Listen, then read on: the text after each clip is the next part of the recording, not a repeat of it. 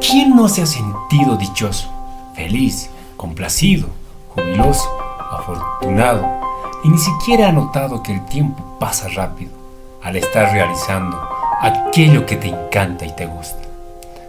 Si has estado en esta situación, te diré que has estado sumergido en tu elemento. Saludos cordiales, bienvenidos a mi canal. Hoy hablaremos del elemento de Ken Robinson.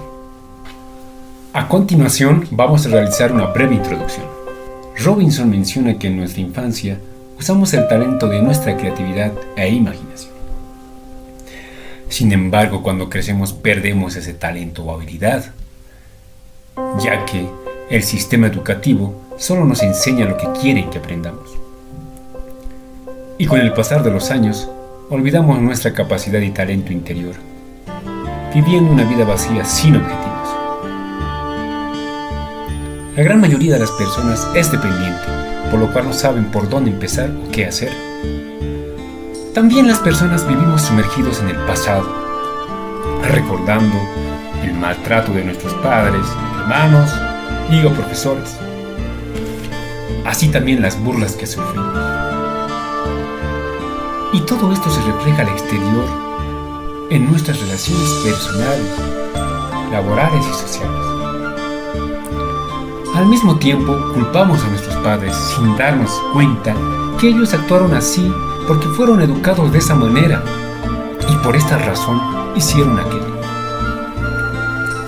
Es importante mencionar las creencias que ellos tenían. Y esto fue aplicado a ti y sin duda afectaron tu autoestima, tu personalidad, tu presente y tu futuro. Si fue así, te pido que los perdones, ya que ellos no tienen la culpa, pues ellos no sabían lo que hacían. En este sentido, si empiezas por perdonar a todos los que te hicieron mal, podrás pensar de forma diferente y así acercarte al elemento. Y podrás crecer sin miedos y con muchas posibilidades. ¿Y por qué no? Ser exitoso. Es fundamental que encuentres tu elemento desde tu creatividad e imaginación, pues el elemento será donde confluyen y convergen distintos componentes para llegar a eso que tanto te encanta hacer, que posiblemente no sea solo una cosa, tal vez dos, y créeme que es posible realizarlo. En la obra de Robinson hay muchos personajes con historias interesantes. Principalmente nos enfocaremos en 4 historias. Empezaremos por la historia de Gillian, una niña de 8 años. Los profesores mencionaban que era un desastre, entregaba los deberes tarde, su caligrafía era horrible y aprobaba a duras penas. Y no solo eso, además causaba grandes molestias al resto de sus compañeros. Gillian se movía nerviosa, haciendo ruido, miraba por la ventana, lo que obligaba al profesor a interrumpir la clase para que Gillian volviera a prestar atención. Pero sus profesores estaban muy preocupados, hasta el punto que un día decidieron llamar a sus padres. El colegio creyó que Gillian tenía dificultades de aprendizaje y que tal vez fuese más apropiado para ella acudir a un centro para niños con necesidades especiales. Todo esto sucedía en los años 30. Creo que en la actualidad dirían que sufría un trastorno por déficit de atención con hiperactividad, el TDAH. Y posiblemente les recetarían un Ritalin o algo parecido. Pero en los años 30 todavía no se había diagnosticado el TDAH. Los padres de Gillian recibieron la carta del colegio con gran preocupación y se pusieron en marcha. Su madre la llevó al psicólogo para que la evaluara. Al llegar al consultorio, el psicólogo no dejó de observarla con atención en todo momento. Esto hizo que la niña se sintiera incómoda y confusa. Pero ese hombre desempeñaría un papel importante en su vida. Gillian sabía lo que significaba ir a una escuela especial y no quería saber nada de eso. Creía sinceramente que no tenía ningún problema, pero al parecer todo el mundo opinaba lo contrario. Finalmente la madre de Gillian y el psicólogo dejaron de hablar. El hombre se levantó del escritorio, caminó hacia el sofá y se sentó al lado de la pequeña. Gillian, has tenido mucha paciencia y hoy te doy las gracias, pero me temo que tendrás que seguir teniendo paciencia durante un ratito más. Ahora necesito hablar con tu madre en privado. Vamos a salir afuera unos minutos. No te preocupes, no tardaremos. Pero antes de marcharse de la habitación, el psicólogo se reclinó sobre el escritorio y encendió la radio. En cuanto salieron y llegaron al pasillo, el doctor le dijo a la madre de Gillian: quédese aquí un momento y observe lo que hace. Se quedaron de pie al lado de una ventana de la habitación que quedaba al pasillo, desde donde Gillian no podía verles. Casi de inmediato, Gillian se levantó y comenzó a moverse por todo el lugar, siguiendo el ritmo de la música. Los dos adultos la observaron en silencio durante unos minutos, deslumbrados por la gracia de la mujer. Cualquiera se había dado cuenta de que había algo natural en los movimientos de Gillian, y cualquiera se habría percatado de la expresión de absoluta felicidad. Por fin, el psicólogo se volvió hacia la madre de Gillian y dijo: señora Lime, Gillian no está enferma, es bailarina. Llévele a una escuela de danza. Gillian me explicó que su madre hizo lo que el psicólogo le había recomendado. Cuenta que le resultaba imposible expresar lo maravilloso que fue.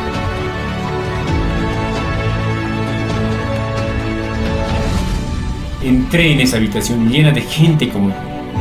Personas que no podían permanecer sentadas sin moverse. Personas que tenían que moverse para poder pensar. Iba a la escuela de danza una vez por semana y practicaba todos los días en casa. Con el tiempo, hizo una prueba para el Royal Ballet School de Londres y la aceptaron.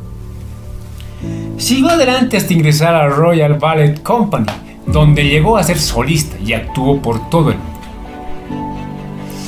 Cuando terminó esta parte de su carrera, Gillian formó su propia compañía de teatro musical y produjo una serie de espectáculos en Londres y en Nueva York que tuvieron mucho éxito.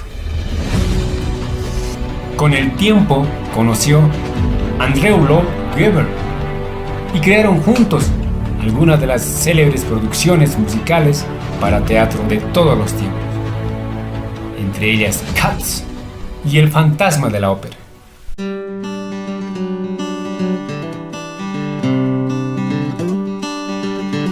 Ahora seguimos con la historia de Matt. A diferencia de Gillian, Matt siempre le fue bien en el colegio. Sacaba unas notas aceptables y aprobaba todos los exámenes importantes. Sin embargo, Matt se aburría fácilmente. La clase de arte le brindó la oportunidad de desarrollar su pasión sin miedo. Para distraerse comenzó a dibujar durante las clases. Me pasaba el tiempo dibujando y acabé siendo tan bueno que podía hacerlo sin mirar el papel. Así la maestra pensaba que estaba prestando atención. Matt Groening, conocido en todo el mundo por ser el creador de Los Simpson. La historia de Paul Samuelson. Paul era un estudiante de secundaria que sacaba muy buenas notas.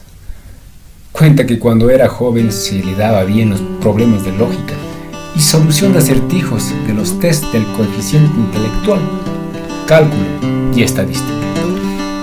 Así que, si la economía estaba hecha para mí, también puede decirse que yo estaba hecho para la economía.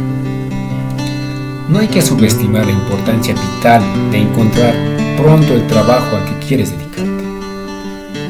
Se trata de una vida que él describe como pura diversión. Fue profesor en el Instituto Tecnológico de Massachusetts. Así también fue presidente de la Economic Association Internacional.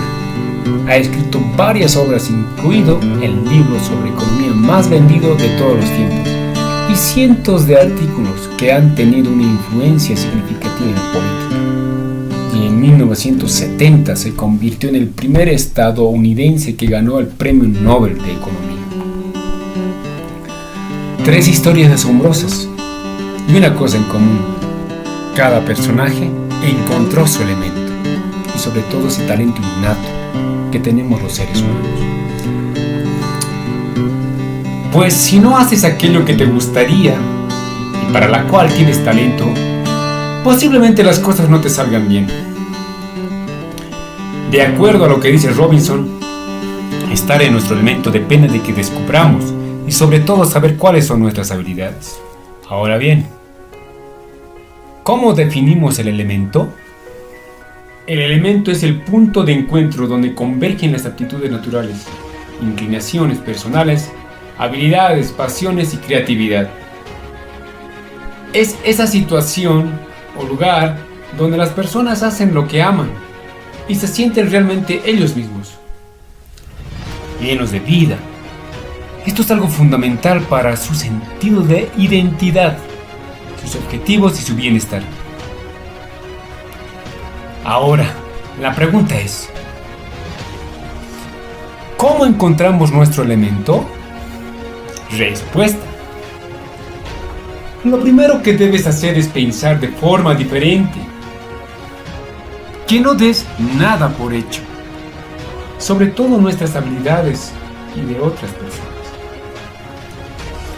Puede ser que nuestros 5 sentidos, como el gusto, tacto, oído, vista y el olfato, no nos proporcionen una respuesta total sobre la realidad. Estos sentidos sensoriales son limitados y además olvidamos que existen otros sentidos que son importantes para nuestra vida. Nos referimos a la intuición, un sentido que te posibilita darte cuenta de la situación que estás viviendo, que se encuentra en mujeres y hombres. Para Carl Jung, la intuición es una forma de percepción que se da a través del inconsciente. Según mi opinión, puede ser posible que la intuición surja de la nada, donde no existe una información sobre lo que pensamos. Otro punto importante es cuando las personas saben el punto de su inteligencia. Se dice que todos nacemos con cierta cantidad fija de inteligencia. Para Howard Gardner, la inteligencia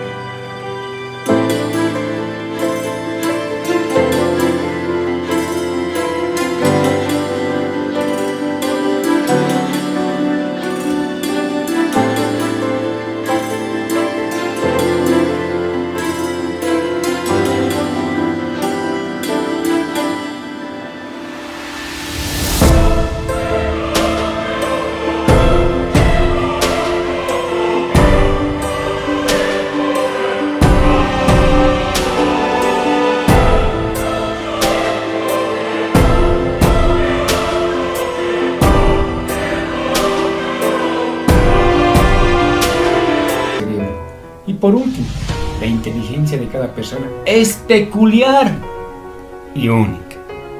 Asimismo, el elemento nos invita a no cerrarnos la mente y abrirnos a todas las posibilidades de experimentar la vida y así descubrir para qué eres bueno y qué es aquello que te encanta hacer. Si llegaste hasta aquí, es porque estás en busca de tu elemento. hasta aquí la primera parte, y en la segunda parte del video hablaremos de cómo encontrar y qué hacer para llegar al elemento.